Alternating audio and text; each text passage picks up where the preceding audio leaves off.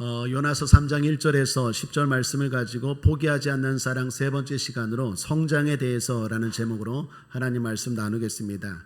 신앙은 하나님에 대한 일입니다. 우리가 예배하죠. 하나님께 예배합니다. 우리가 기도합니다. 하나님께 기도합니다. 찬양도 그렇고 예물을 드린 것도 그렇습니다. 모두 하나님께 합니다. 만약 누군가가 그렇지 않다면 그 사람은 신앙생활이 아니라 종교생활을 하는 것일 것입니다.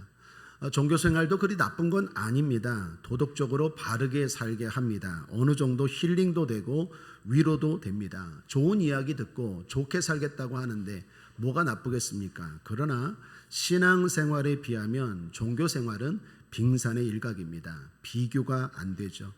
살아계신 하나님이 인도하시는 신앙생활, 살아계신 하나님을 만나는 신앙생활, 살아계신 하나님이 복 주시는 신앙생활, 무엇보다도 천국, 살아계신 하나님께 예배하고 살아계신 하나님과 동행할 때 우리는 천국 갈 줄 믿습니다. 그러므로 신앙생활과 종교생활은 비교가 안 됩니다. 우리는 종교생활이 아니라 신앙생활을 해야 합니다. 그런데 신앙생활의 전제 조건은 하나님입니다. 하나님의 살아계심을 믿어야 합니다. 또한 하나님의 다스리심을 믿어야 합니다. 그리고 그 하나님이 지금 이 시간에 이 자리에 함께 계심을 믿어야 합니다. 이런 믿음이 없다면 신앙생활이 될 수가 없죠. 앞서 말한 것처럼 종교생활이 될 수밖에 없습니다. 사람만 보고 사람만 만나고 사람만 의식하면 그 사람의 생활은 종교겠죠. 무엇보다도 감사한 건 하나님은 우리로 하여금 하나님이 계심을 알게 하십니다. 그게 계시입니다. 하나님은 자신을 우리에게 드러내십니다. 무엇보다도 만물을 통해 알게 하십니다. 로마서 1장 20절을 보면 창세로부터 그의 보이지 아니하는 것들 곧 그의 영원하신 능력과 신성이 그 만드신 만물에 분명히 보여 알게 되나니 그러므로 저희가 핑계치 못할지니라. 누구도 핑계할 수 없습니다. 나 하나님 몰랐는데요. 하나님이 어디 계시는데요. 난 몰랐는데요. 핑계치 못할지니라. 여러분 자연을 보십시오. 하늘의 위대함 뿐만 아니라 바다의 웅장함, 산에 가면 그 광활함에 감동을 받고 감탄하지 않습니까? 그리고 찬양하죠. 주님의 높고 위대하심을 내 영혼이 찬양하네. 하나님은 만물을 통해서도 하나님의 살아계심을 알게 하십니다. 뿐만 아니라 하나님은 성령을 통해 더욱 알게 하십니다. 요한일서 4장 2절 3절에 하나님의 영은 이것으로 알지니 곧 예수 그리스도께서 육체로 오신 것을 시인하는 영마다 하나님께 속한 것이요 예수를 시인하지 아니하는 영마다 하나님께 속한 것이 아니니 이것이 곧 적 그리스도의 영이니라. 오리라 한 말을 너희가 들었거니와 이제 벌써 세상에 있느니라. 성령만 있는 게 아니라 악령도 있습니다. 적그리스도의 영도 있습니다. 예수님의 오심을 부인하는 사람들 다 악한 영에 사로잡힌 사람들입니다. 우리는 성령이 함께하는 사람들인 줄 믿습니다. 성령이 하시는 일이 뭡니까? 예수를 주로 시인하게 합니다. 하나님을 알게 합니다. 믿게 합니다. 그러므로 내가 믿는다라는 것보다 정확하게 말하면 성령이 우리로 하여금 믿어지게 합니다. 성령이 우리 안에 계시기 때문입니다. 그리고 더욱 구체적으로 알게 하시는 것이 말씀입니다. 말씀을 통해 하나님에 대해 더 정확하게 알게 하시죠. 베드로전서 1장 23절에 너희가 거듭난 것이 썩어질 씨로 된 것이 아니요 썩지 아니할 씨로 된 것이니 하나님의 살아있고 항상 있는 말씀으로 되었느니라. 하나님의 말씀은 살아있습니다. 그리고 항상 변함이 없습니다. 진리입니다. 그 하나님의 말씀이 우리로 하여금 하나님을 알게 합니다. 더욱 자세하게 알게 합니다. 하나님은 이런 분이구나. 하나님은 이런 분이구나. 우리로 하여금 하나님을 알게 합니다. 자, 그런데 문제가 있습니다. 이렇게 하나님이 자신을 알게 하시는데도 우리가 부족해 한다는 것입니다. 자연을 보면서 하나님의 위대하심을 찬양합니다. 그런데 어느 순간 하나님 앞에 교만한 내 모습을 보게 됩니다. 성령을 통해 내 안에 양심이 작동해서 주님이 계심을 알게 합니다. 믿게 합니다. 그런데 때로는 그분의 뜻과 어긋난 길을 갈 때도 있습니다. 성경을 통해서 더욱 확실히 주님을 알게 되었습니다. 그런데 이상하게 순종하기가 싫습니다. 어쩔 때는 순종하지 않고 알면서도 불순종의 길을 걸어가는 우리를 보게 됩니다. 그래서 결론은 경험이 필요합니다. 사람은 하나님을 경험해야 합니다. 다시 말하면 만나야 됩니다. 그런 의미에서 신앙은 하나님을 경험함으로 알아가는 것입니다. 성경은 경험한 자들의 기록입니다. 모세가 경험한 하나님에 대한 기록이 모세오경이라고 했죠. 마태마가 누가 요한이 경험한 하나님이 사복음서 아닙니까? 요즘 우리가 에스겔서를 나누고 있는데 에스겔이 경험하고 받은 하나님의 말씀이 에스겔서이죠. 그러므로 신앙은 하나님을 알아가는데 특별히 경험함으로 알아가야 합니다. 경험이 중요합니다. 만남이 중요합니다. 체험이 중요합니다. 하나님을 경험하는 방법은 두 가지입니다. 하나는 말씀의 불순종함으로 경험하는 거고 또 하나는 말씀의 순종함으로 경험하는 것입니다. 하나님은 우리를 사랑합니다. 포기하지 않는 사랑입니다. 그래서 불순종할 때도 만나주십니다. 경험하게 하십니다. 순종할 때는 당근이죠. 만나주십니다. 중요한 건 우리의 삶에 이 두 가지가 섞여 있다는 것입니다. 오늘 요나도 마찬가지입니다. 순종을 통해서도 하나님을 경험하고 불순종을 통해서도 하나님을 경험합니다. 그러면 좀 더 구체적으로 한번 살펴보죠. 먼저 요나는 불순종을 통해 하나님을 경험했습니다. 여러분 알다시피 지난 시간에 하나님이 말씀하셨습니다. 요나야 니느웨에 가서 복음을 전하라. 그 사람들에게 전도하라. 구원받게 하라. 그런데 요나가 불순종하고 도망쳤습니다. 숨었습니다. 요나는 니느웨 사람들이 구원받는 게 싫었습니다. 그래서 도망치고 불순종했는데 어리석은 생각이었습니다. 불순종한 요나는 계속 내려가게 되죠. 다시스로 내려가고 배 밑으로 내려가고 물속으로 내려가고 나중에는 고래 뱃속까지 내려갑니다. 요나서 성경이 내려감을 강조하고 있어요. 주목하셔야 됩니다. 불순종의 삶은 자꾸 내려갑니다.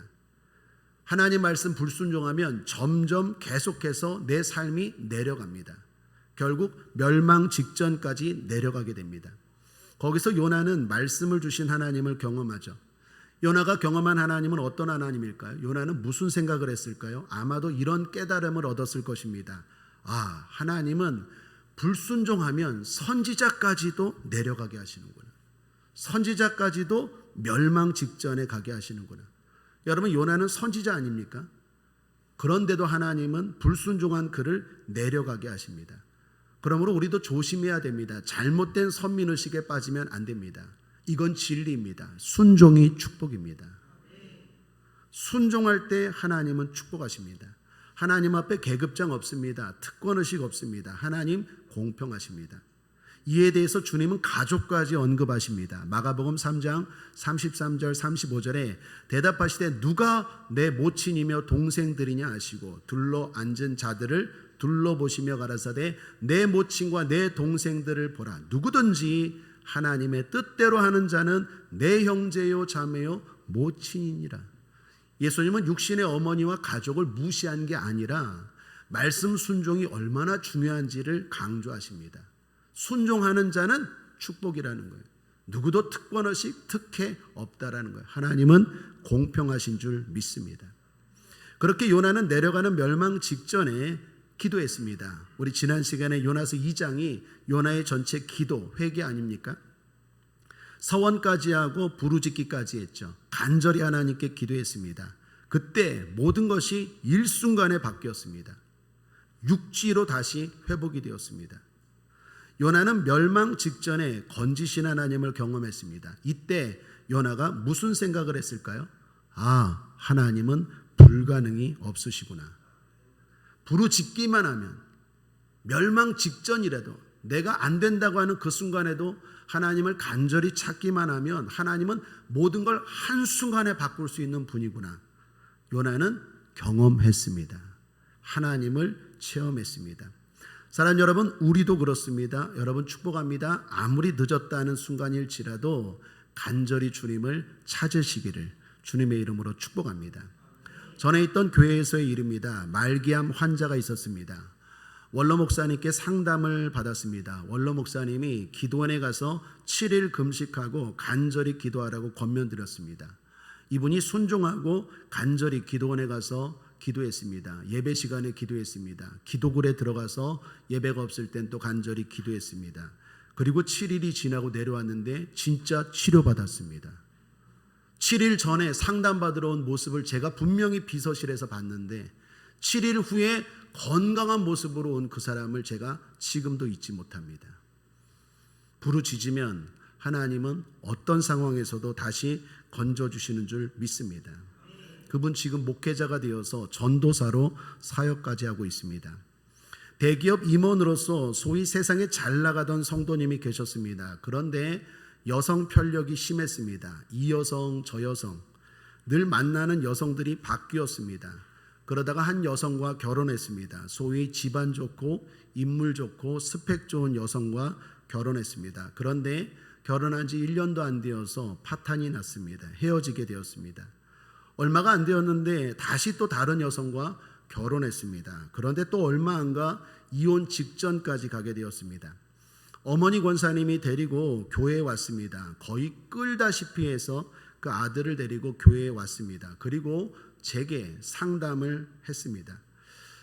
제가 권면했습니다. 부르짖고 기도하십시오. 특별히 새벽기도 권면드렸습니다. 어머니 권사님과 아들이 새벽기도 나와서 매일 하나님 앞에 부르짖으십시오. 그리고 그 시작으로 그 가정에서 3일 작정 예배를 드렸습니다. 그리고 한 달 반 정도가 되어서 아들이 바뀌기 시작했습니다. 말씀이 들리기 시작했습니다. 말씀이 들리니까 마음도 잡혔습니다. 마음이 잡히니까 눈이 바뀌었어요. 이 남자가 제가 봐도 이렇게 잘생겼거든요. 그리고 대기업 다니고, 그러니까 자기 잘난 맛에 맨날 이 여자 저 여자 그랬던 이 친구가 말씀이 들리고 마음이 잡히니까 눈이 바뀌고 자기 아내를 사랑하게 되었습니다. 그리고 지금은 아들, 딸 잘 낳고 어린이 부서에서 봉사하고 있습니다. 사랑하는 여러분, 마지막 순간이라고 느끼는 순간에도 부르짖으면 하나님은 응답하시고 건져주실 줄 믿습니다. 창세기 18장 13절입니다. 여호와께서 아브라함에게 이르시되 사라가 왜 웃으며 이르기를 내가 늙었거늘 어떻게 아들을 낳으리요 하느냐. 여호와께 능치 못한 일이 있겠느냐. 한번 신앙 고백하겠습니다. 하나님께 능치 못한 일이 없다. 하나님이 사라에게 아들을 준다고 했습니다. 그런데 그때 사라가 나이가 많았죠. 그래서 하나님 말씀 앞에 웃었어요. 그때 하나님이 주신 말씀입니다. 여호와께 능치 못한 일이 있겠느냐. 결국 사라에게 말씀대로 아들 이삭이 생겼죠. 그 이삭의 의미가 뭡니까? 웃음이라는 뜻입니다. 처음에는 말씀이 어이없어 웃고 비웃었는데 하나님이 진짜 웃게 하신 거예요. 우리가 주님을 찾으면 주님은 우리의 삶에 말도 안 되는 일로 웃게 하실 줄 믿습니다. 그러므로 우리 말씀을 믿는 자가 되어야 됩니다. 마가복음 9장 23절에 예수께서 이르시되 할 수 있거든이 무슨 말이냐. 믿는 자에게는 능치 못할 일이 없느니라. 또한 요나는 순종을 통해서도, 불순종만이 아니라 순종을 통해서도 하나님을 점점 더 알아갔습니다. 1절 여호와의 말씀이 두 번째 요나에게 임하니라 이르시되, 두 번째라고 말합니다. 첫 번째 요나에게 주신 말씀도 똑같았습니다. 두 번째 주신 요나에게 말씀도 똑같습니다. 말씀은 변함이 없습니다. 사람이 바뀌어야 됩니다. 요나는 첫 번째 말씀에는 불순종했습니다. 그러나 두 번째 말씀 때에는 순종했습니다. 사랑하는 여러분, 우리도 그래야 됩니다. 점점 불순종의 사람에서 순종의 사람으로 변해가야 될 줄 믿습니다. 그렇게 요나는 순종하고 복음을 전했습니다. 니느웨는 큰 도시였습니다. 오늘 말씀 3절에 보면 3일길이라고 말합니다. 자료를 찾아보니까 당시 니느웨 성에 가장 긴 쪽의 폭이 1.5km 정도나 되었다고 합니다. 구석구석 복음을 전하려면 3일이나 걸리는 니느웨는 큰 도시였습니다. 인구도 많았습니다. 뒤에 4장 11절에 보면 12만 명이라고 나옵니다. 니느웨 성 사람들이 12만 명이라고 말합니다. 당시 인구는 성인만 카운트합니다. 그러니까 성인만, 남자 성인만 12만 명인데 여자와 노인과 아이들까지 합하면 최소 60만 명은 넘을 겁니다. 60만 명이 사는 니느웨 성입니다. 큰 성이고 많은 사람들이 사는 곳입니다. 더욱이 이 성 사람들은 강팍한 사람들이었습니다. 복음에 대해서 배타적인 이방인이었습니다. 한 번도 복음을 들어본 적이 없었던 사람들이 대부분일 것입니다. 그들에게 요나가 복음을 전한 것입니다. 그것도 야훼 설교를. 여러분, 야훼 설교가 뭡니까? 야훼 설교는 특별한 장소가 없습니다. 그냥 가다가 사람들이 모여있는 장소에서 그냥 외치는 겁니다. 그게 야훼 설교입니다. 야훼 설교는요, 위험을 감수해야 됩니다. 제가 옛날에 읽었던 스펄전 목사님과 관련된 이야기 보면 유명한 부흥사 스펄전 목사님이 야훼 설교하다가 어떤 사람들이요, 침을 뱉고 돌을 던지고 심지어 고양이 시체까지도 막 던졌다고 하더라고요. 여러분, 우리가 전도하다 보면 그런 일 경험하죠. 우리가 엊그저께 금요일날 우리 성도님들, 우리 청년들과 전도했는데 길거리에서 전도하니까 따뜻하게 받아주는 사람도 있지만 어떤 사람들은 째려보고 어떤 사람은 혹시 칼 들고 오지 않나, 물론 말은 안 했지만 눈빛이 나는 선물, 작은 선물, 물티슈 주려고 이렇게 하고, 예수 믿으세요, 아무리 웃고 친절하게 멀리서부터 딱 내가 누구인지 우리 띠두르고 우리 성도님들과 가도 거부하고 또 뭐 조롱하고, 또 어떤 사람은 불쾌하게 생각하는 사람도 있죠. 여러분, 요나도 지금 그렇습니다. 야훼 설교입니다. 더욱이 요나가 전한 복음은 원색적이었습니다. 요나가 어떻게 전했습니까? 40일이 지나면 니느웨가 무너지리라. 이게 답니다. 4절을 보십시오. 함께 읽어볼까요? 시작. 요나가 그 성에 들어가며 곧 하룻길을 행하여 외쳐가로되 40일이 지나면 니느웨가 무너지리라 하였더니, 40일이 지나면 니느웨가 무너지리라, 이게 답니다. 우리말로 16글자, 히브리어로는 5글자입니다. 그러니까 오늘날로 말하면 예수 천당 불신 지옥, 이 얘기입니다. 뭐 복음을 조리 있게, 논리 있게, 왜 예수를 믿어야 되는지, 왜 하나님 앞에 돌아와야 되는지 그렇게 전한 것도 아닙니다. 듣기 좋게 예화까지 섞어가면서 한 것도 아닙니다. 그냥 원색적으로 복음을 전했어요. 당신들 예수 믿지 않으면 망합니다. 이게 요나가 전한 복음입니다. 그것도 하루 전했습니다. 사흘길 되는 그 성에 하루 딱 전했습니다. 자, 그런데 요나의 순종의 결과는 놀라웠습니다. 요나의 복음을 듣고, 이 말도 안 되는 원색적인 복음을 듣고 성 안의 모든 사람들이 한 마음으로 회개하기 시작합니다. 누가 하신 일입니까? 하나님이 하신 일입니다. 심지어 왕까지 회개합니다. 6절을 보십시오. 그 소문이 니느웨 왕에게 들림에 왕이 보좌에서 일어나 조복을 벗고 굵은 배를 입고 제에 앉으니라. 이거 회개하는 모습이거든요. 그 소문이 요나가 직접 전한 것도 아니라 요나가 전한 복음을 듣고 왕까지도 회개했대요. 이거 누가 한 일입니까? 하나님이 하시는 일. 내가 하는 게 아닙니다. 나는 순종하고 일은 하나님이 하십니다. 그래서 순종이 중요한 거예요. 우리가 왜 이 폭염 가운데 전도하러 나갑니까? 왜 우리가 무더위 가운데 기도합니까? 왜 우리가 힘든데 말씀대로 순종합니까? 순종하면 하나님이 일하십니다. 내가 바꾸는 게 아니에요. 나는 할 수 없어요. 그런데 이 말도 안 되는 요나의 이 작은 순종이 엄청난 파급 효과를 가져옵니다. 엄청난 결과를 가져옵니다. 왕이 회개까지 한 게 아니라 백성들에게 금식까지 선포합니다. 놀라운 일이에요. 더욱이 놀라운 건요, 금식을 동물까지 시킵니다. 여러분 7절 8절을 보십시오. 왕이 그 대신으로 더불어 조서를 내려 니느웨에 선포하여 가로되 사람이나 짐승이나 소떼나 양떼나 아무것도 입에 대지 말지니 곧 먹지도 말 것이요 물도 마시지 말 것이며 사람이든지 짐승이든지 다 굵은 배를 입을 것이요 힘써 여호와께 부르짖을 것이며 각 약한 길과 손으로 행한 강포에서 떠날 것이라. 40일이 지나면 니느웨가 무너지리라. 요나가 이거 딱 한마디 했어요. 그것도 사흘길이나 되는 그 성에서 하루만 딱 전했어요. 뭐 조리 있게 한 것도 아니고 논리 있게 한 것도 아니고 뭐 마음에 뭐 우러나서 사랑하는 마음으로 한 것도 아닐 거예요. 뭐 예화를 섞은 것도 아니에요. 그냥 원색적으로 전했는데 그거 듣고 소문이 퍼져서 왕까지 변화되고 왕이 금식까지 시키고, 더욱이 이 짐승은 웬 가축까지 먹이지 않았어요. 여러분 짐승들이 알고 금식했을까요? 왕이 갑자기 그 짐승들 가축까지도 금식시켰어요. 요즘 우리 성도님들 집에 외국어를 가진 아이들이 많더라고요. 뭐 메리, 찰리, 쫑이, 브라운, 로또. 무슨 말입니까? 애완견들 많은데 권면드립니다. 금식하려면 개들도 시키십시오. 이때 니느웨는요 다 금식시켰어요. 사람만 한 게 아니라 모두 다 금식. 이게 말이 됩니까? 근데 이게 이렇게 된다니까요. 순종의 능력입니다. 요나가 어떤 생각을 했을까요? 야, 순종하니까 하나님이 이렇게 일하시는구나. 제일 놀란 사람은 요나일 거예요. 내가 별거 안 했는데 이게 뭐지? 도대체 이 상태가 뭐지? 예상도 못했을 거예요.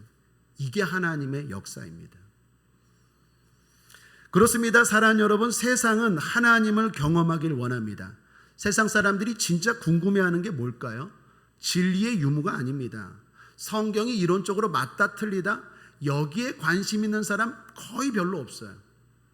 성경은 이미 맞다라는 게 드러났습니다. 이론적으로 좋은 책이다, 옳은 책이다라는 건 드러났습니다. 세상 사람들도 성경이 권위 있고 좋은 책이라는 것 압니다. 그런데 그들이 정말 궁금해하는 건 뭘까요? 말씀대로 사는 우리입니다. 우리에게 묻는 겁니다. 너는 정말 그 성경의 말씀의 능력을 경험해 봤어? 그 말씀에서 니들이 읽고 니들이 늘 갖고 다니고 소중히 여기는 그 하나님 너 진짜 만나 봤어? 그 하나님의 능력 경험해 봤어? 체험해 봤어? 그 사랑을 입어 봤어? 그 심판과 그 두려움을 경험해 봤어? 세상 사람들이 궁금해하는 건 그거예요. 그럴 때 우리는 힘있게 대답할 수 있어야 될 줄 믿습니다. 그런 세상에 주님은 우리에게 복음을 전하라고 말합니다. 내가 경험하지 못했는데 어떻게 전합니까? 내가 경험하지 못했으니까 힘이 없는 거예요. 그러므로 사랑하는 여러분 축복합니다. 주님을 경험하시길 바랍니다. 치료의 주님을 경험하시길 바랍니다. 부요의 주님을 경험하시길 바랍니다. 능력의 주님, 사랑의 주님, 함께 하시는 주님을 경험하시기를 주님의 이름으로 축복합니다. 기적이 일어날지어다. 기적의 주님을 경험하시길 바랍니다. 하나님을 경험해야 됩니다. 그런데 조건이 있습니다. 가급적 순종을 통해서. 불순종해도 요나가 하나님 경험했죠. 그런데 불순종으로 하나님을 경험하면 상처가 남습니다. 순종으로 하나님을 경험하면 상급이 남습니다. 상처로 하나님을 아실래요? 상급으로 하나님을 아실래요? 상급이 좋죠. 좀 원색적으로 말해볼까요? 맞고 돌아올래요? 좋은 말 할 때 복 받고 돌아올래요? 좋은 말로 순종하고 돌아오는 게 좋죠. 우리가 불순종해도 하나님 우리를 포기하지 않으세요. 요나가 불순종했다고 하나님이 포기합니까? 포기하지 않아요. 그러나 불순종으로 하나님을 만나는 건 너무 아파요. 너무 고통스러워요. 밑바닥까지 내려가야 돼요. 그게 얼마나 힘듭니까? 그때 두 손 들고 전부여 의지, 그건 한 번으로 좋게요. 이제는 상급으로 만나야 돼요. 조금 순종했는데 우와, 이런 놀라운 일을 이루시네. 이야, 이런 좋으신 하나님이시네. 이런 하나님 만나시기를 주님의 이름으로 축복합니다. 그러므로 순종합시다. 순종에 대한 몇 가지를 소개합니다. 순종은 우연 같은 섭리를 인정하는 것입니다. 국민일보에 난 기사입니다. 미국 조지아주에 메이컨이라는 18살 학생이 있었습니다. 이 학생이 오른팔 장애가 있고 홀 어머니와 함께 살았습니다. 그런데 대학에 합격한 것입니다. 문제는 돈이 없는 것입니다. 어떻게 수업료하고 집값을 마련했는데 문제는 생활비와 그 다음에 학비와 또 생활용품을 살 길이 없었습니다. 어머니가 믿음이 좋았습니다. 이 학생도 믿음이 좋았습니다. 그래서 하나님께 기도했습니다. 그런데 하나님이 이런 마음을 주셨습니다. 편지를 써서 사연을 써서 풍선에 날려보내라. 여러분, 이게 말이 됩니까? 이게 실화입니다. 국민일보에 난 실화. 처음에는 자신이 미쳤다고 생각했습니다. 내가 어렵다 보니까 별 생각을 다 한다.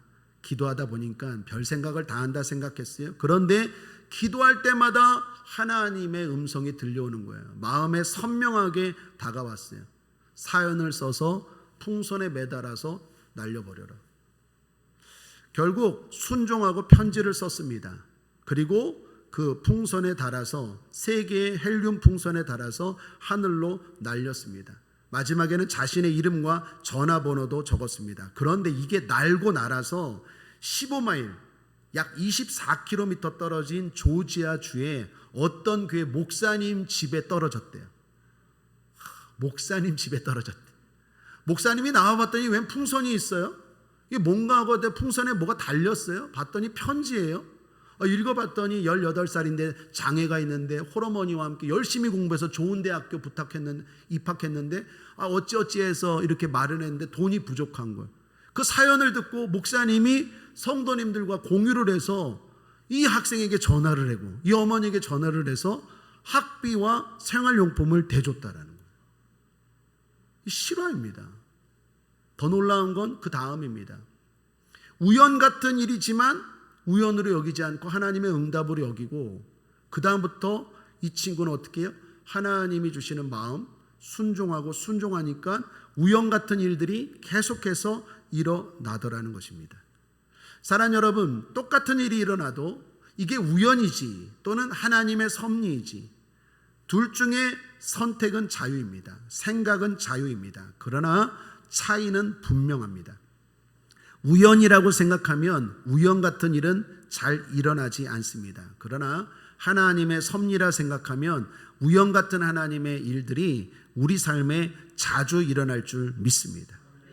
우연이라고 생각하지 말고 하나님의 응답, 섭리라고 생각하고 인정하십시오. 그럴 때 인정하고 순종할 때 하나님의 역사가 일어날 줄 믿습니다. 또 하나 순종은 하나님의 지혜를 인정하는 것입니다.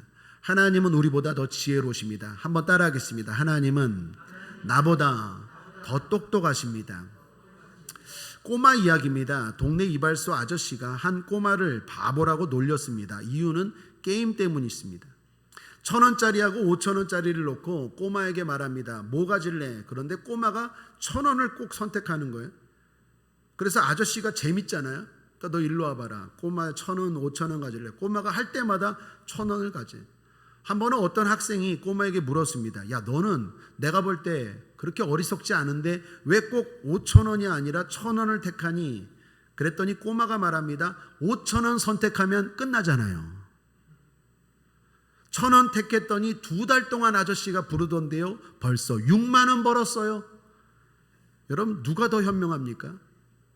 세상은 말씀에 순종하는 성도가 이 꼬마처럼 미련하다고 말합니다. 그런데 실제는 반대입니다. 미련해 보이지만 순종하는 성도가 결국 잘 될 줄 믿습니다. 고린도전서 1장 25절에 하나님의 미련한 것이 사람보다 지혜 있고 하나님의 약한 것이 사람보다 강하니라. 아멘이십니까?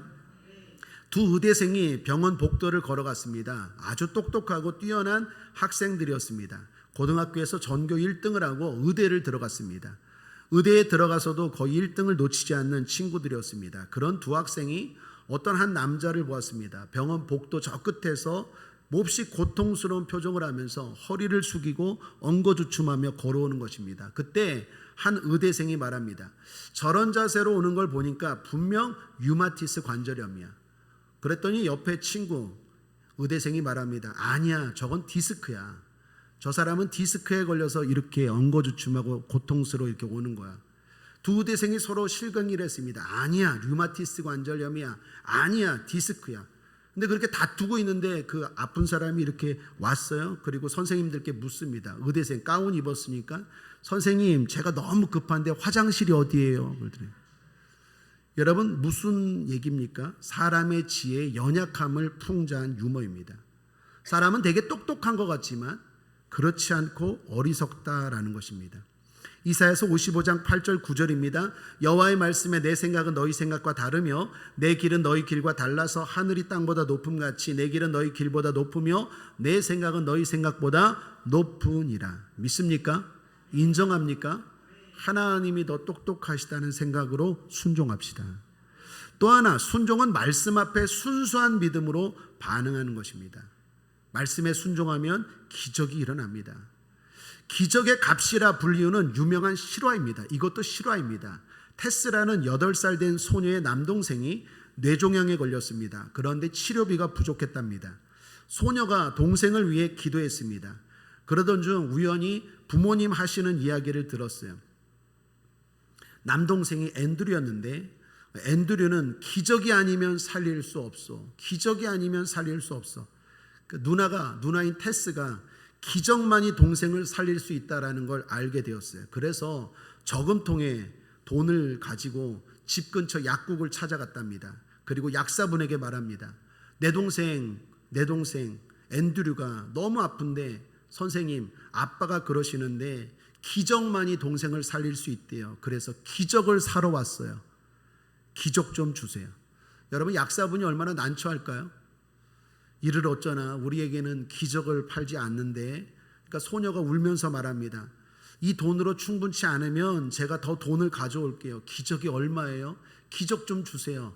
우리 부모님이 기도하고 말하는데 기적만이 살릴 수 있대요. 제발 기적 좀 팔아주세요. 참 약사분도 난감하고 또 아이는 졸라대고, 이때 약국 안에서 이 대화를 듣고 있던 한 신사가 물었습니다. 그래 꼬마야, 얼마를 가져왔는데? 그랬더니 테스가 말합니다. 1달러 11센트요. 하지만 더 집안에 찾으면 돈이 좀 더 있을 거예요. 그러자 신사가 웃으며 말합니다. 잘 됐구나. 마침 내가 팔려는 기적이 1달러 11센트거든. 그리고 함께 소녀의 집으로 향했습니다. 그리고 그 동생을 고쳐줬어요. 약국에서 만난 그 신사는 세계적인 신경 전문의 칼톤 암스트롱이라는 의사였다고 합니다. 8살 소녀의 순수한 믿음이 이뤄낸 기적입니다. 이게 하나님의 섭리예요. 우리는 너무 똑똑한 척이에요.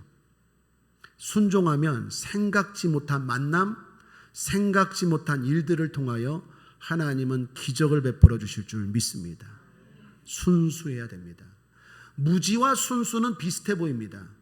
그런데 분명한 차이가 있습니다. 무지는 말씀이 없지만 순수는 말씀이 있습니다. 우리는 무지한 게 아니라 순수가 필요해요. 우리에게는 말씀이 있기 때문에 그래요. 말씀 앞에 순수하게 되길 바랍니다. 세상 사람들은 무지하다고 말하지만 결코 무지하지 않아요. 우리는 말씀이 있기 때문에 우리는 순수한 믿음인 줄 믿습니다. 순수한 믿음으로 기적을 경험하는 저와 여러분 되길 바랍니다. 끝으로 순종은 힘들수록 귀하고 복됩니다. 어떤 상황에서도 순종해야 하지만 특별히 어려울수록 더욱 말씀에 순종해야 합니다. 성경에 보면 주님이 헌금에 대해서 유일하게 칭찬한 사람이 있었습니다. 어떤 과부죠. 이 과부를 왜 칭찬했을까요? 성경은 이렇게 말합니다. 함께 한번 읽어볼까요? 누가복음 21장 4절입니다. 시작. 저들은 그 풍족한 중에서 헌금을 넣었거니와 이 과부는 그 구차한 중에서 자기에 있는 바 생활비 전부를 넣었느니라. 과부가 헌금에서 칭찬받은 이유가 뭡니까? 그 구차한 중에서 생활비 전부를 넣었대요. 과부보다 훨씬 더 헌금 많이 한 사람 있을까요? 없을까요? 있어요. 그런데 하나님은 결과만 보는 게 아니라 과정을 보십니다. 상황도 보십니다. 형편도 보십니다. 과부가 칭찬받은 이유가 뭡니까? 구차한 중에서, 어려운 중에서, 힘든 중에서도 순종했기 때문이에요. 그러므로 사랑하는 여러분, 적음은 불평이 될 수 없습니다. 잊지 마십시오. 약함은, 어려움은 핑계로 가면 안 돼요. 오히려 기회로 삼아야 돼요. 이렇게 구차하니까, 이렇게 어려우니까, 이렇게 약하니까, 이렇게 힘드니까 내가 순종을 못했어요. 이게 항상 실패자들의 말입니다. 기적을 경험하지 못하는 사람들의 말이에요. 이게 핑계로 가면 안 돼요. 변명으로 가면 안 돼요. 힘들지만 순종했어요. 어렵지만 순종했어요. 바쁘지만 순종했어요. 그게 칭찬받는 기적의 믿음이에요. 눈이 바뀌어야 됩니다. 해석이 달라져야 돼요. 우리의 약함이 있습니다. 어려움이 있습니다. 힘듦이 있습니다. 하나님도 아십니다. 내가 어떻게 하나님 앞에 지금 예배를 드리고 내가 드리는 물질이, 내가 드리는 봉사가, 내가 드리는 이 모든 것들이 어떤 상황에서 나온 것인지 하나님은 다 아세요. 편안한 가운데 많이 드려, 그것도 귀하지만 칭찬은 별로 없어요. 주님이 뭐라고 말합니까? 구차한 중에서 생활비 전부를 드렸다는 건 주님이 다 보고 계신다는 거예요. 어려움과 약함과 구차함과 적음이 오히려 하나님 앞에 칭찬받고 복받고 기적을 경험할 기회라는 걸 잊지 마십시오. 그때 더 해야 돼요. 금요일마다 전도를 하는데 어떤 청년이 그럽니다. 목사님, 비가 와도 전도를 나가면 됩니까? 제가 뭐라 그랬을까요?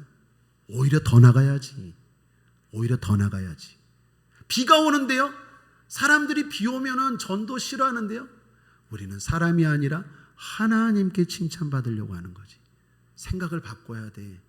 힘들 때 더 가야 돼. 그래야 칭찬이 있어. 폭염이 내려지는데, 폭염이 찌니까 오늘은 그만합시다. 비가 오니까 오늘은 그만합시다. 기적을 못 경험하는 사람들의 패턴이에요. 하나님의 살아계신과 하나님의 기적을 경험하는 사람들은 오히려 힘들수록, 어려울수록, 구차할수록, 괴로울수록 더 뒤로 물러가지 않고 나아가는 사람들인 줄 믿습니다. 제가 그래서 목이 쉬었어요. 금요 철야 때 그 땀나고 힘들고 어려운데 성도들이 이렇게 많이 나와서 청소하고 전도하고 기도를 뜨겁게 하는데 하나님이 감동을 주셔서 이제 그냥 안수로는 안 되겠더라고요. 그래갖고 아마 가발 쓴 사람들은 벗겨졌을 거예요. 너무 세게 흔들어갖고. 사랑하는 여러분, 구차한 중에서 드렸대요. 그래서 주님이 너무 기쁘대요. 그래서 이 사람은 어떻게 되었을까요? 가난해서 죽었을까요? 복 받았겠죠. 하나님 경험한 줄 믿습니다. 어려운 때 주님께 순종하고 향유를 부은 마리아에 대해 주님 말씀하십니다. 내가 진실로 너에게 이르노니 온 천하에 어디서든지 이 복음이 전파되는 곳에는 이 여자의 행한 일도 말하여 저를 기념하리라 하시니라.